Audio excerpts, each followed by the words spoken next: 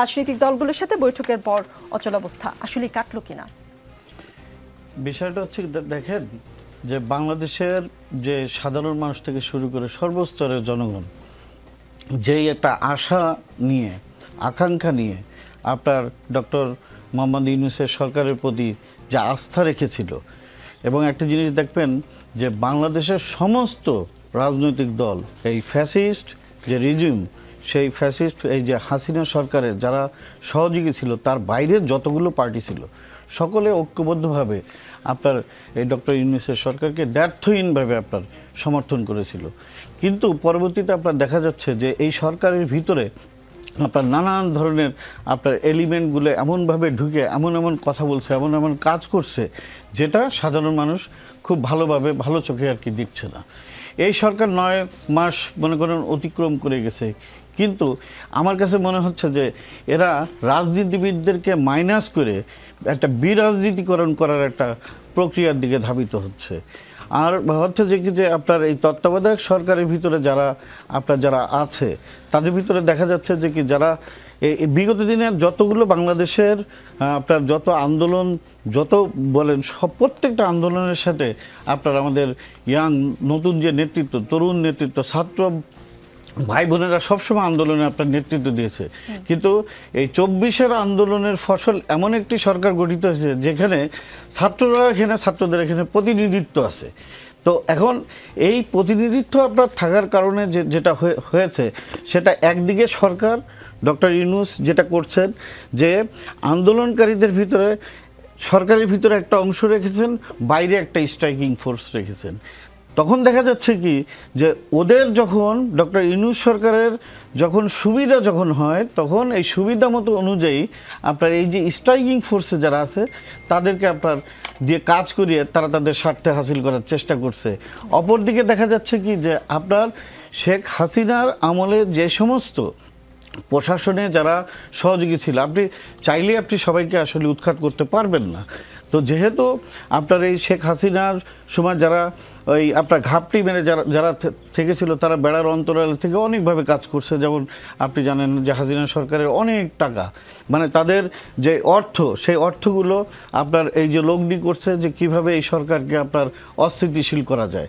আর সর্বোপরি বিষয়টা হচ্ছে যে কি যে যখন বিএনপি থেকে এক ধরনের সন্দেহ করা হচ্ছে যে বাইরে থেকে এই সরকারকে অস্থিতিশীল করতে ষড়যন্ত্র হচ্ছে, সেখানে বিএনপির ভূমিকা কি? আমি আল জাজিরার প্রতিবেদন তো আপনাকে বললাম, নিউ ইয়র্ক টাইমসের একটি প্রতিবেদন আপনাকে একটু পড়িয়ে শোনাই।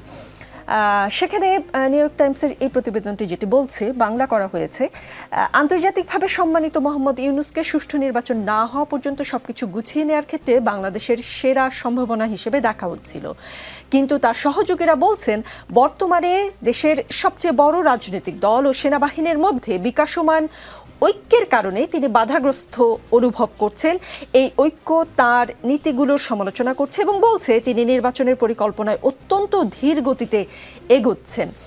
এই রিপোর্টে আরও যা বলা হয়েছে সেটি হচ্ছে বিএনপি প্রথম থেকে অধ্যাপক ইউনূসের সরকারকে সমর্থন দিয়েছিল, তবে সাম্প্রতিক মাসগুলোতে নীতিগত নানা বিষয়ে মতবিরোধের কারণে দলটি সহযোগিতা বন্ধ করেছে। এসব বিষয়ের মধ্যে রয়েছে অধ্যাপক ইউনূস ও তার কর্মকর্তারা দেশের সবচেয়ে বড় সমুদ্র বন্দর চট্টগ্রাম বন্দরকে বেসরকারি খাতে ছেড়ে দিতে চান, যুদ্ধবিধ্বস্ত মিয়ানমারের কিছু অঞ্চলে মানবিক করিডোর চালু করতে চান এবং দেশের প্রধান কর কর্তৃপক্ষকে ভাগ করতে চান। নিউ ইয়র্ক টাইমসের এই প্রতিবেদনের তথ্য বিশ্লেষণ অনুযায়ী বিএনপি কি তবে সরকারকে সহযোগিতা বন্ধ করে দিয়েছে? না, আমার কাছে মনে হয় যে এখানে একটু কিঞ্চিত আপনার একটু মানে বোঝার ভুল আছে। এই কারণে বলবো, আপনি জানেন যে যখন ডক্টর ইউনূসের নেতৃত্বে যে সরকার গঠিত হয় সেই সরকার গঠিত হওয়ার পরে বিএনপির ভারপ্রাপ্ত চেয়ারম্যান জনাব তারেক রহমান উনি দায়িত্বহীনভাবে বিনা শর্তে এই সরকারকে সহযোগিতা করার জন্য সর্বাত্মক সহযোগিতা করার প্রতিশ্রুতি দিয়েছেন এবং বাংলাদেশের আপামর প্রত্যেকটি জনগণকে আপনার এই বিষয়ে সহযোগিতা করার জন্য আহ্বানও জানিয়েছেন।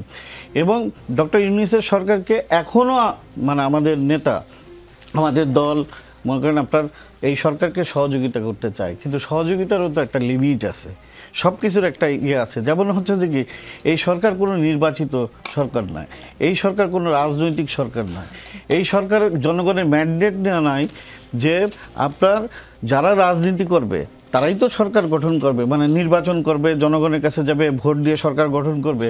তো এই একটা অনির্বাচিত সরকার আপনার দেশের এত বড় গুরুত্বপূর্ণ আপনার যে ইস্যু, করিডোরের ইস্যু, বিভিন্ন যে মেজর যে ইস্যুগুলো আছে, সেই ইস্যুগুলো আপনি রাজনৈতিক মানে দলগুলোকে বাদ দিয়ে আপনি নিতে পারেন না।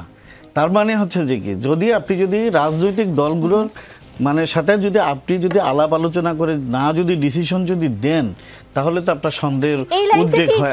একটু বিশ্লেষণ করবেন, কিন্তু তার সহযোগীরা বলছেন বর্তমানে দেশের সবচেয়ে বড় রাজনৈতিক দল ও সেনাবাহিনীর মধ্যে বিকাশমান ঐক্যের কারণে তিনি বাধাগ্রস্ত, তিনি মানে ডক্টর মোহাম্মদ ইউনূস প্রধান উপদেষ্টা বাধাগ্রস্ত এখানে ঐক্যটা আমি মনে করি যে বাংলাদেশের সেনাবাহিনী যেই সিদ্ধান্ত যেটা নিয়েছিল, আপনি দেখেন যে শেখ হাসিনা যখন পালিয়ে যায়, তখন বাংলাদেশ সেনাবাহিনী সব থেকে বড় ভূমিকা পালন করেছিল এবং বাংলাদেশের স্বাধীনতা সার্বভৌমত্বের যে আপনার রক্ষা কবচ হিসেবে সেনাবাহিনী কিন্তু ওই সময় কিন্তু ভূমিকা রেখেছিল। এখন সেনাবাহিনী চাচ্ছে যে একটি নির্বাচিত একটি সরকার আসুক, এই চাওয়াটা তাদেরকে আপনি কি অন্যায় মনে করছেন? অবশ্যই না।